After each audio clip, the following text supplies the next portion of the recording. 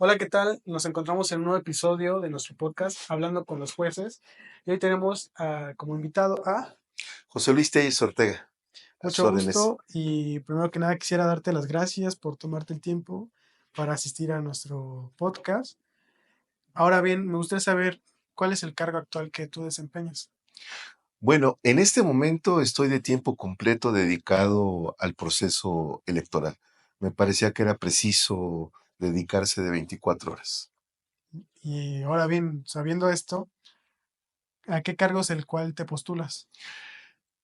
La propuesta es ser juez laboral local, juez por la Ciudad de México.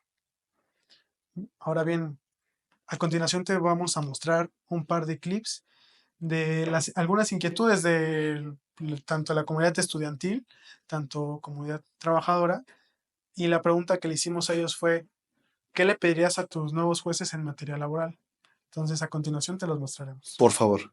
Hola, ¿qué tal? Nos encontramos con Carla Martínez, Carla. ¿Me podrías decir qué le pedirías a tus nuevos jueces en materia laboral? profesionalismo, claridad, transparencia, compromiso y mucha empatía también con todos nosotros.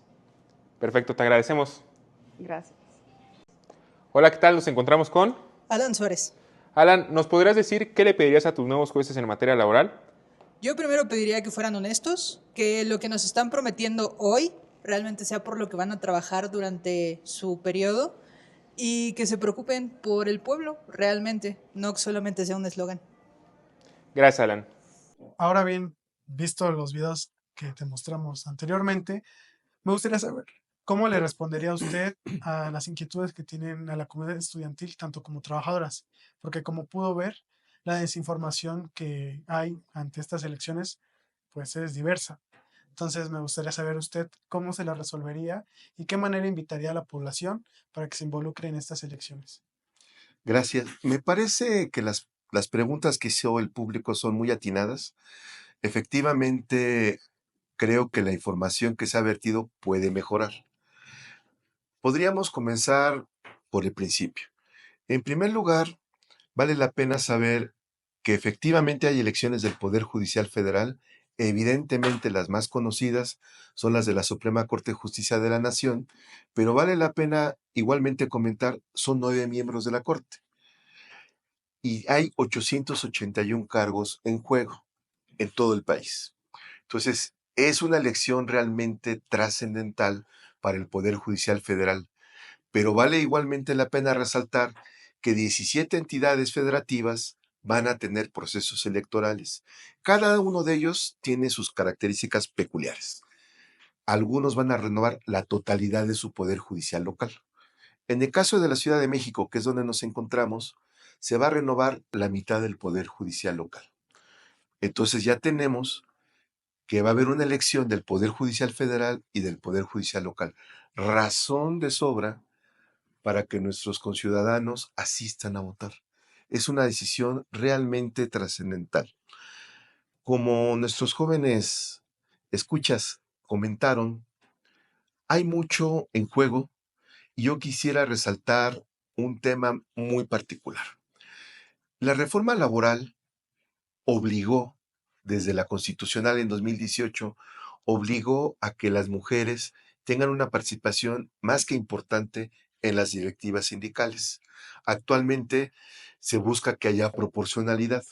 A veces son más mujeres, a veces son menos mujeres, pero debe de ser proporcional. Estamos girando alrededor del 50%, a veces con un porcentaje mayor. Y en la reforma judicial, creo que hay que ponerlo así con negritas. En la reforma judicial, en números redondos, el 51% de los cargos son para mujeres. Y esto, nuestras jóvenes trabajadoras, nuestras jóvenes estudiantes, la población en general, lo deben de rescatar. ¿Por qué? La reforma es realmente parte de ejes muy claros, de sentido común. Decimos que el 51% va a ser de mujeres. Entonces, para que no haya ninguna complicación, no surja ningún hecho inédito, los juzgados que van a ser encabezados por mujeres, solo participan mujeres. y los juzgados en contraposición que van a ser integrados por hombres, solo participan hombres. No hay ninguna manera de que un juzgado que deba de ser encabezado por una mujer lo encabece un hombre. Eso es una garantía que coincide con la reforma laboral. Y bueno, es un momento preciadísimo para este derecho que tienen nuestras compañeras, que tienen las mujeres en general, se fortalezca. Bien vale la pena que todos y todas asistan a este espacio de votación, que ambas votaciones van a ser el mismo día, a la misma hora, en el mismo lugar.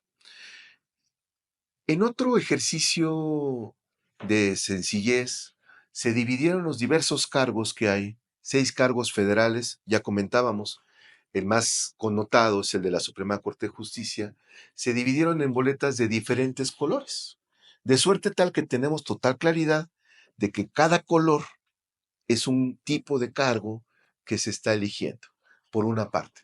Por otra parte, igual de manera muy sencilla, acordémonos con ellos en la primaria, que nos ordenan, perdón, en orden alfabético, de la A a la Z. De suerte tal que vamos a tener una boleta en la que de un lado hay mujeres, de otro lado hay hombres. No hay confusión.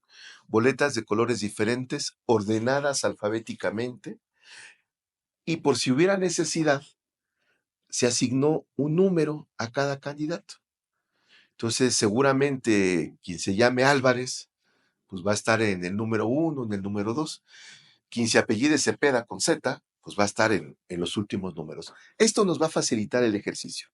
Y ya con el número, vamos a poder optar entre ponerlo en los recuadros que van a estar en el nivel superior, el número del candidato, o podemos subrayarlo, tacharlo de forma tal que quede claro por quién votamos. No va a importar necesariamente el mecanismo, lo que sí importa, y eso es una garantía, es que sea claro. Estando claro, no va a haber ningún problema. A nivel federal, como comentábamos, va a haber 6 boletas, cada una de color diferente, no se repite. En la Ciudad de México va a haber solamente 3 boletas, que igualmente van a ser de diferentes colores, para los diferentes cargos que hay. En donde más candidatos va a haber, por cuestiones obvias, es en las de jueces, que es el color verde claro. Aclaramos, ¿por qué hay más candidatos de jueces? Porque estamos hablando de todas las materias. Hablamos de derecho familiar, de derecho civil, de derecho penal, y aquí en derecho penal hay diferentes tipos de jueces, ahí van a aparecer en las boletas. Por supuesto, hablamos de derecho laboral, en donde todos vamos a aparecer en estas boletas, en un ejercicio igualmente con esta misma lógica de facilitar, de hacer más asequible para todos nuestro trabajo. Lo que hizo el Instituto Electoral de la Ciudad de México, dividió la Ciudad de México en 11 grandes distritos que se llaman Distrito Judicial Electoral. 11 distritos, en donde el eje es la cantidad de votantes. Razonablemente se dividieron por cantidad de votantes, de manera que vamos a encontrar cantidades semejantes en cada distrito judicial electoral. No exactas, eso sería imposible, pero sí semejantes. Esto, como vemos, con estas lógicas, va a ser bastante más sencillo de presentarlos en la casilla el día de la elección. Y ya con estas situaciones, tener la certeza total que se van a elegir jueces de todas las materias, algunas muy especializadas, otras digamos que más conocidas como el derecho familiar o el derecho penal, pero van a ser jueces tanto locales como federales que se van a elegir de todas las materias. Como bien se sabe, esta elección es la primera en su tipo, pero aquí le ponemos una comita y decimos que no va a ser la última. Es la primera, pero en adelante todos los poderes judiciales de todo el país, locales y federales, este es el mecanismo con el que se van a designar, la elección popular. La gente va a definir, los ciudadanos van a definir a quién van a tener como juez penal como juez mercantil, como juez civil, como juez laboral. Este ejercicio, como cualquier otra cosa, la primera vez se nos complica. No le vamos encontrando las aristas, pero en adelante vamos a decir, es como la vez pasada. Hay una garantía que quisiera resaltar, que resalto, una garantía para los ciudadanos. Y es una garantía que ponemos en primer lugar. En el 2025, apenas dentro de unos días, el 1 de junio, vamos a hacer la primera elección. Y la segunda elección va a ser en el 2027, prácticamente pasado mañana. ¿Qué es lo que significa esto? Hay una serie de situaciones que se han dicho que pueden mejorarse en el Poder Judicial y vamos a tener la obligación de mejorarlas, de hacer una justicia clara, una justicia transparente, que se entienda que se hizo lo correcto. Y debemos de entregar resultados inmediatos, porque en el 2027 sigue la siguiente elección. Si no tuviéramos resultados claros, habría un fuerte problema. Entonces, asumo que todos los candidatos hemos entendido esta parte, la cuestión de rapidez, pero además de hacerlo bien en un periodo realmente corto. Me parece que nuestros escuchas pueden tener esas certezas. Va a ser una elección que debe de ser clara y que quienes salgan elegidos en la misma deberán de trabajar de manera muy transparente, de manera muy eficiente, porque muy próximamente va a haber una segunda elección. Y ahí, por supuesto, con los buenos resultados que salgan de esta, sin lugar a dudas, la población, todos nosotros, habremos de ir con mucho gusto al siguiente proceso. Había una pregunta de un joven estudiante de Derecho de nuestra hermosa ciudad universitaria, la facultad, sobre la certeza de la legalidad. Por supuesto, solamente hay una ley, obviamente por cada materia. Lo que se haga deberá de ser sí o sí en estricto apego al derecho, pero atendiendo los criterios que existen actualmente. Hablemos solamente de manera muy enunciativa los derechos humanos. Hablemos de una visión de género, juzgar con una visión de género, juzgar con una visión de inclusión. De suerte tal, hay dos ejemplos que me parecen que conviene comentarlos. En nuestro país se ha dado una cultura de que un trabajador de 45, 50 años no necesariamente funciona. De suerte tal que un trabajador maduro, si algo cuida, es el trabajo. Porque encontrar un espacio laboral a esa edad se complica.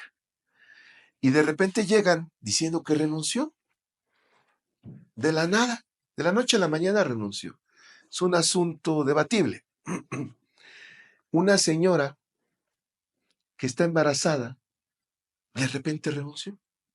Igualmente es una situación materialmente, objetivamente difícil de creer, porque estaría renunciando a la seguridad social, al servicio médico que esto conlleva, pero además al apoyo económico que se le va a estar dando durante su embarazo y los 42 días posteriores. Aquí es donde podemos ver claramente que se requiere una visión humana, desde luego en estricto apego a las leyes, pero además una visión que atienda los derechos humanos, que atienda las visiones de inclusión, de género, que hoy deben de estar presentes. No olvidemos que México es signante de una gran cantidad de convenios internacionales que atienden precisamente estos dos rubros. Entre otros, desde luego, los de la Organización Internacional del Trabajo, pero también es signante de los Objetivos 2030. Solamente mencionaré algunos porque son bastantes. Juzgar con justicia, la inclusión y desde luego la vida digna. Para esto sirven las leyes. Para esto sirven las actividades que se realizan en un tribunal. De suerte tal que las preguntas de nuestros jóvenes oyentes pues no pudieron ser más correctas, más oportunas. Hay mucho que hacer. Esta es una oportunidad que tenemos realmente importante. Es una oportunidad que tenemos para, entre otras cosas, que las mujeres tomen el papel, la relevancia que tienen, porque darles una palabra creo que incorrecta. Este momento es único. El hecho de que los juzgadores, los posibles juzgadores tengan que ir con la gente, con los ciudadanos, que escuchen, mueve un paradigma de que el juzgador está en un espacio reservado a que el juzgador esté en contacto directo con la población, que al final del día son los que requieren de sus trabajos. Y a lo mejor vale la pena revalorar la palabra de servidor público. Servidor público está para atender a la gente, no para servirse de la gente. Este momento va a dejar en relevancia esta situación. Y justo como menciona, ¿no?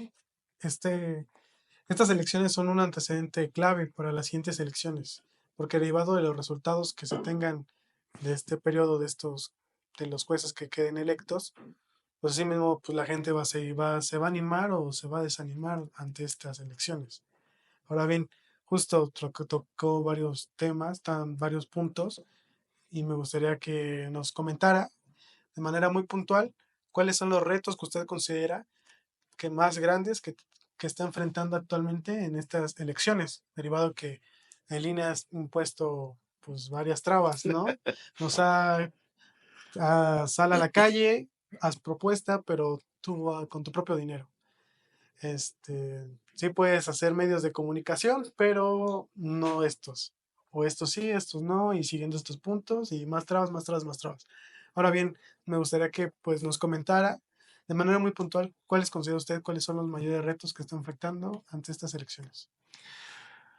Son varios. En primer lugar, un gran reto es acercarnos a la gente. Y ahí me parece que esta regla de no utilizar ciertos medios de información, que nos movamos con nuestros propios recursos, todos estamos utilizando solamente nuestros recursos, tiene un plus, y es que nos obliga sí o sí a estar cerca de la población, a hacer una campaña a pie de tierra, utilizando estos espacios valiosísimos. El gran reto de esta elección es que entendamos las bondades de la misma. Es un momento histórico, es un momento que va a ser un antes y un después, y que los que estamos en el proceso aprovechemos para que efectivamente esta sea una elección copiosa, que efectivamente la gente, la población, los electores digan, yo fui y yo decidí. Es el momento de tomar las riendas en nuestras manos. Creo que ese es el principal reto de este proceso electoral. Ahora bien, tocando estos temas y tal vez cambiando un poquito la vía, me gustaría preguntarle qué lo motivó a postularse como juez en materia laboral, derivado que pues a pesar de que diversas materias, ¿qué lo hizo que se interesara especialmente en esta materia? Derivado que yo como estudiante en la facultad puedo ver cómo desmeritan mucho esta materia. Cómo justo dicen, no, pues en laboral pues no hay dinero, no esto del otro. Entonces me gustaría saber cuál es su punto de vista respecto pues a esto. Para empezar, todos somos trabajadores, formales o informales, siendo inclusive el patrón, todos somos trabajadores. Creo que el derecho laboral es un derecho transversal que atraviesa todos los demás. Hay espacios muy específicos, por ejemplo, para los temas penales en los centros de trabajo, de un lado y del otro. Yo toda mi vida he sido trabajador, toda mi vida he sido trabajador, 40 años he estado en esos espacios, he tenido el enorme privilegio de representar a mis compañeros en diversos espacios, en algún momento en la propia Junta Federal de Conciliación y Arbitraje, en donde atendíamos los temas de empresas de concesión, los temas de afores, y ahí el trato pues no puede ser más cercano. O sea, de repente llega una señora, desgraciadamente su pareja falleció, digo porque generalmente es esto, también llegan caballeros que su pareja ha fallecido y desde luego tienen derechos que van a reclamar. El derecho laboral tiene una característica que a mí me importa mucho. Es el ingreso de la familia. Un trabajador sin trabajo una semana es un problema. Un trabajador sin ingresos un mes es una tragedia. De suerte tal que entendemos la celeridad que debe de tener este proceso. Es una materia que debiera de ser muy ágil. Hay que generar los mecanismos para que esto suceda así. Hay una serie de situaciones que se dan en espacios laborales realmente que no deberían existir. Y esta posibilidad, el haber estado representando a mis compañeros, que me dieron el honor de hacerlo, el tener el contacto directo con muchos grupos de trabajadores, algunos que se estaban organizando, algunos que, bueno, ya estaban organizados, otros que definitivamente no tienen esta posibilidad, me impulsó a, a suponer que tenía esta posibilidad de continuar apoyando a los compañeros trabajadores. Pero aquí vale la pena también una comita. Es importante entender que es fundamental que las fuentes de trabajo continúen. No es embarcarse en una aventura. Por el contrario, es fortalecer la fuente de trabajo para mejorar las condiciones laborales y de vida de los trabajadores. Esas serían las razones. Y justo como menciona, ¿no? Pues el derecho laboral debería ser más ágil, principalmente que pues los casos van en aumento, derivado al tema de la inteligencia artificial, diferentes tipos de producción. Entonces, actualmente ir a un tribunal es ir a perder todo un día, derivado a que los asuntos y expedientes, bueno, no me gusta llamarlos expedientes porque son personas. Las personas que están involucradas en estos temas son inmensas y ahora con derivado de los despidos masivos, pues debería ser el derecho pues más accesible y más, mm, ¿cómo decirlo? De manera productiva, ¿vale? Coincidimos. Tenemos que subrayar la importancia de los convenios en cualquier etapa procesal. Desde luego, el actual sistema que se lleva en el mundo laboral, que vale la pena que vamos en paralelo, pero la oralidad tiene como requisito indispensable llegar a un acuerdo previo. Pero esto no se ciñe solamente a la primera etapa. El acuerdo se puede llegar en cualquier momento y se debería de llegar en cualquier momento porque también a los patrones les conviene, porque se estarían ahorrando recursos y estarían pudiendo dedicarse a otra situación. Aquí vale la pena hacer la aclaración. Estaríamos impulsando los convenios, los acuerdos, con respeto de las partes. No se vale llegar a un convenio en menoscabo de lo que realmente le pudiera corresponder. Esto, desde luego, convendría a las partes, pero también convendría al propio ejercicio de procuración de justicia.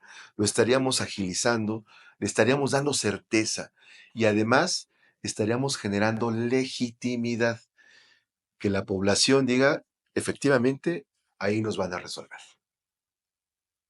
Bueno, ya por último, Me gustaría saber cuáles son sus principales propuestas o compromisos una vez que usted, pues, ojalá así sea, quede electo para el juez al puesto que está postulándose. Muchas gracias. El primer compromiso, desde luego, es dar claridad a los actores. Dar claridad de lo que ahí se resuelva, que tengan la certeza que se está resolviendo con la ley en la mano y con los criterios adecuados. Insisto, solamente hay una ley, pero hay criterios que me parece que podrían fortalecer el ejercicio de la ley. Hacerlo con claridad, dar certeza y tener esa cercanía que se requiere. Que los representantes del patrón, generalmente no va el patrón, ustedes lo saben bien, que los trabajadores tengan claridad de lo que se está tratando, de lo que se está resolviendo y que todos quedemos conformes en esto. Y de esta manera que cada quien pueda continuar. Vale, pues quisiera agradecerle por su participación en nuestro podcast. Ahora bien, quisiera usted agregar algún comentario final, al número de boleta, en qué distrito se encuentra. Dijeran los clásicos, no veníamos preparados. Su servidor está compitiendo para juez laboral. Estamos en el Distrito Judicial Electoral número 6, que comprende las alcaldías de Coajimalpa, Álvaro Obregón y Magdalena Contreras. Estamos en el número 38 de la boleta verde claro, en donde están todos los candidatos, en donde estamos todos los candidatos a jueces. Yo cerraría, si me lo permiten, con lo que creo que sería el fondo de mi postura, que sus compromisos son mi responsabilidad. Vale, muchas Muchas gracias. gracias. No, muchas gracias por usted, por acompañarnos y nos lo estaremos viendo próximamente.